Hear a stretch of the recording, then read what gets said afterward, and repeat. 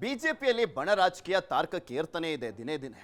ಇತ್ತ ಕಾಂಗ್ರೆಸ್ನಲ್ಲಿ ಒಂಥರ ಸೈಲೆಂಟ್ ಸಮರ ಜೋರಾಗಿ ನಡೀತಾ ಇರುವಂಥದ್ದು. ಗೆಲುವಿನ ನಗಾರಿ ಬಾರಿಸ್ತಾ ಇರುವಂತ ಕಾಂಗ್ರೆಸ್ ಕ್ರೆಡಿಟ್ ಲೆಕ್ಕಾಚಾರ ಜೋರಾಗಿ ಮಾಡ್ತಾ ಇದ್ದಾರೆ ನಾಯಕರು. ಇದೇ ಸಂದರ್ಭದಲ್ಲಿ ಸ್ವಾಭಿಮಾನದ ಕದವನ್ನ ತಟ್ಟಲಾಗಿದೆ.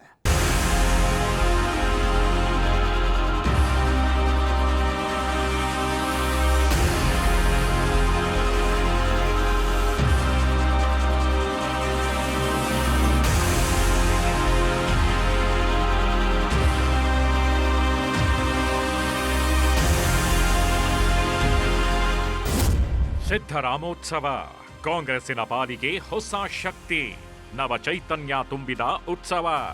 ಸಿದ್ದರಾಮೋತ್ಸವ ಅಂದ್ರೇನೆ ಸಾಕು, ಜನಸಾಗರವೇ ಹರಿದು ಬರುತ್ತೆ. ಯಾಕಂದ್ರೆ ಸಿದ್ದರಾಮಯ್ಯ ಬರೀ ಒಂದು ಸಮುದಾಯದ ನಾಯಕ ಅಲ್ಲ, ಅವರು ಅಹಿಂದ ನಾಯಕ.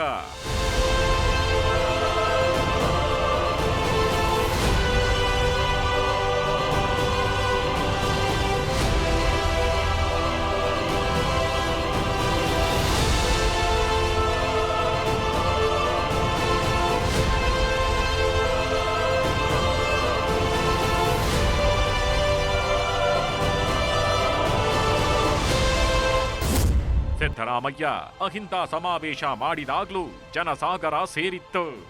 ಬಳ್ಳಾರಿ ಚಲೋ ಅಂದಾಗಲೂ ಸುನಾಮಿಯಂತೆ ಜನ ಬಂದಿತ್ತು. ದಾವಣಗೆರೆ ಸಿದ್ದರಾಮೋತ್ಸವ ಅಂದಾಗ್ಲೂ ಅಂಥದ್ದೇ ಸುನಾಮಿ ಸೃಷ್ಟಿಯಾಗಿತ್ತು. ಆ ಸುನಾಮಿಯನ್ನು ಗೌಡರ ಕೋಟೆಯಲ್ಲಿ ಸೃಷ್ಟಿಸಬೇಕು ಅಂತ ನಿರ್ಧರಿಸಿದ್ದ ಸಿಎಂ ಸಿದ್ದರಾಮಯ್ಯ ಅದಕ್ಕಾಗಿ ಪ್ಲಾನ್ ಮಾಡಿದ್ದೇ ಸ್ವಾಭಿಮಾನಿ ಸಮಾವೇಶ.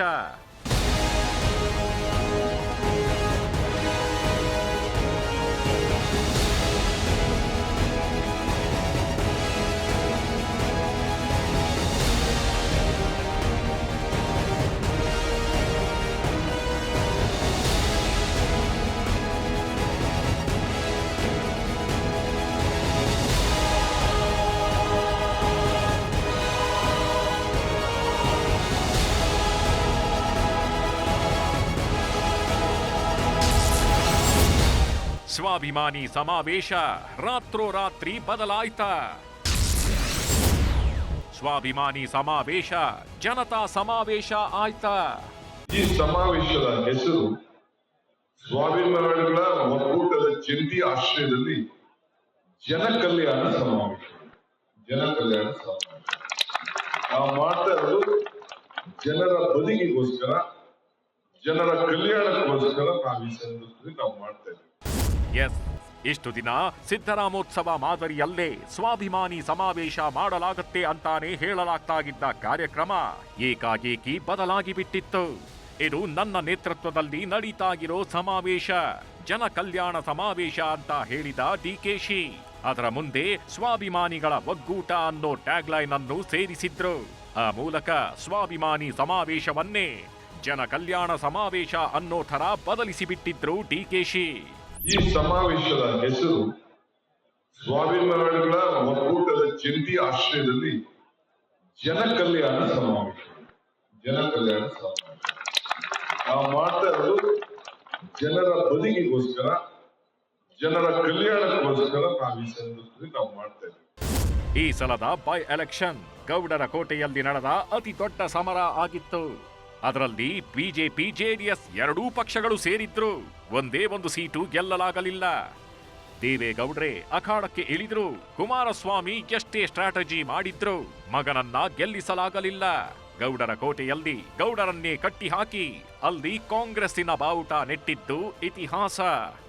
ಆದ್ರೆ ಆ ಚರಿತ್ರೆ ಸೃಷ್ಟಿಯಾಗಿದ್ದು ಸಿದ್ದರಾಮಯ್ಯ ಅವರಿಂದ ಅಂತ ಸಿದ್ದು ಬಣ ಹೇಳಿದ್ರೆ, ಡಿಕೆಶಿಯಿಂದ ಒಕ್ಕಲಿಗರು ಕಾಂಗ್ರೆಸ್ಗೆ ಜೈ ಅಂದಿದ್ದಾರೆ ಅಂತ ಡಿಕೆ ಕಡೆಯವರು ಹೇಳ್ತಿದ್ದಾರೆ.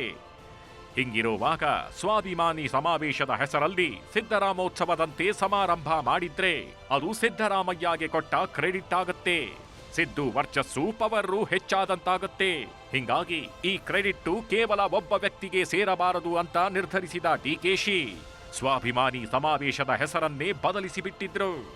ಆ ಮೂಲಕ ಸಿದ್ದುಗೆ ಶಾಕ್ ಕೊಟ್ಟಿದ್ರು ಕನಕಪುರದ ಬಂಡೆ.